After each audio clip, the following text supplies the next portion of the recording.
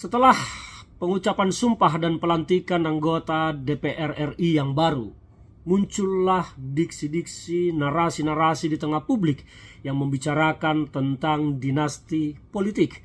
Tapi yang lucu adalah serangan-serangan tentang dinasti politik ini hanya ditujukan ke partai PDI Perjuangan. Padahal kalau dilihat di semua partai ada yang namanya generasi politisi yang turun dari orang tua ke anak. Mengapa hanya PDI Perjuangan yang diperbincangkan? Di PDI Perjuangan memang ada beberapa keluarga dari Ibu Megawati Soekarno Putri sebagai ketua umum yang masuk duduk menjadi anggota DPR RI. Dan kita tidak menyangkal itu, bahwa memang sosok-sosok nama-nama ini juga punya kapasitas, punya kapabilitas untuk menjadi anggota dewan. Yang harus kita perhatikan satu adalah di dunia politik, partai politik itu harus mencari suara sebanyak-banyaknya untuk menjaga eksistensi partai politik tersebut, dan semua partai berlomba-lomba untuk menang. Maka jangan kaget ketika melihat partai politik kemudian tiba-tiba mencalonkan calon anggota dewan dari artis, dari tokoh-tokoh yang selama ini tidak pernah berpolitik tapi masuk menjadi politisi. Karena tujuannya adalah mencari suara. Karena kalau suara tanpa partai, maka partai itu akan hilang ditelan bumi. Kita telah melihat banyak partai yang kemudian hanya menjadi catatan sejarah karena tidak mampu mendapat suara dari rakyat. Nah, di sini perjuangan berat partai politik, dan di partai politik ini orang yang bisa mendapatkan suara ada 3 syaratnya. Yang pertama, punya ketokohan, yang kedua punya logistik, dan yang ketiga adalah punya jejaring network di bawah. Yang punya logistik, tidak punya ketokohan dan tidak punya jejaring, hampir tidak mungkin bisa memenangkan pertarungan. Punya logistik tapi tidak punya ketokohan dan tidak punya jaringan juga sulit, hampir tidak bisa menang.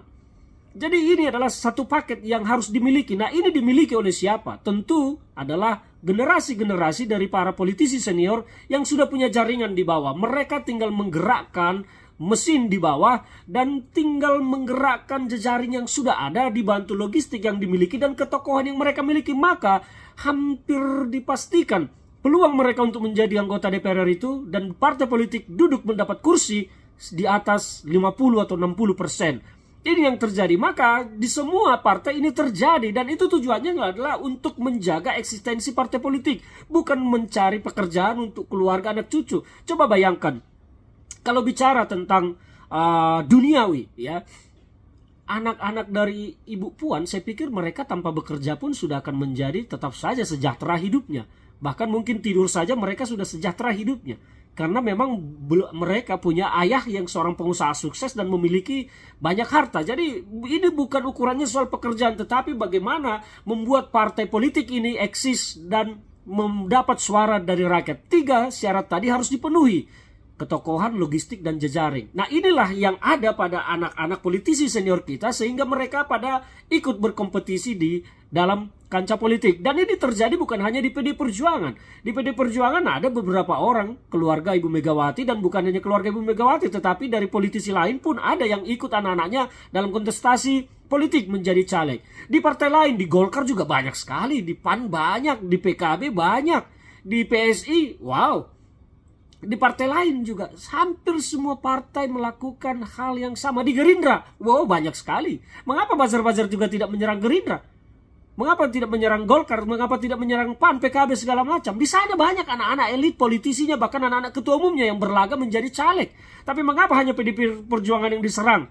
Inilah bukti bahwa yang menyerang itu adalah antek-antek buzzer-buzzer ceboker dari Mulyono.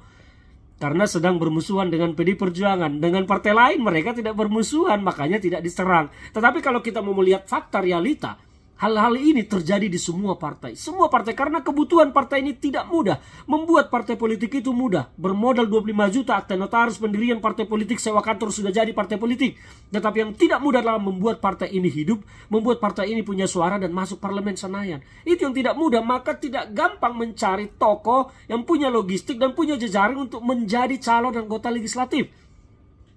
Banyak orang pengen jadi caleg tetapi tidak mampu. Banyak orang mau menjadi caleg tetapi tidak bisa.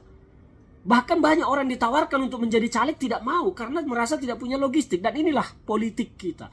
Jadi sebaiknya tentang dinasti politik itu dihentikan berbicara itu di tengah partai, karena partai politik adalah sebuah organisasi yang tidak dibiayai dari pajak rakyat. Itu adalah organisasi mandiri meskipun ada sumbangan bantuan dari pemerintah yang dihitung per suara yang didapat. Tetapi itu bukan pembiayaan murni. Partai politik dibiayai oleh kadernya. Jadi tidak ada bicara dinasti di sana. Kita harus hajar dinasti politik itu adalah pejabat-pejabat negara, pejabat-pejabat pemerintah yang menggunakan jabatannya untuk mencarikan pekerjaan bagi anak-anak turunan ponakannya dan segala macam di pemerintahan. Itulah dinasti. Seperti yang dilakukan oleh Mulyono. Itu adalah dinasti, upaya membangun dinasti politik, dan itulah yang harus kita lawan. Jadi kalau di partai politik tidak ada dinasti-dinastian, semua di situ Anda mampu menjadi politisi, masuk ke partai politik, gabung, daftar, minta kartu anggota, satu saat maju mencalonkan diri. Itu semua terbuka. Tapi apakah Anda terbuka menjadi anak Mulyono yang bisa menjadi calon pemimpin, calon kepala daerah? Nggak bisa. Masuk bergabung partai dan rasakan euforia di partai politik itu, rasakan atmosfernya di sana seperti apa, supaya bisa bicara, merasakan oh begini toh politik dan partai politik itu. Jadi kalau basar-basar Mulyono hanya mau menyerang PDIP, menjelek-jelekan PDIP dan keluarga Ibu Megawati Soekarno Putri, saya pikir kalian salah.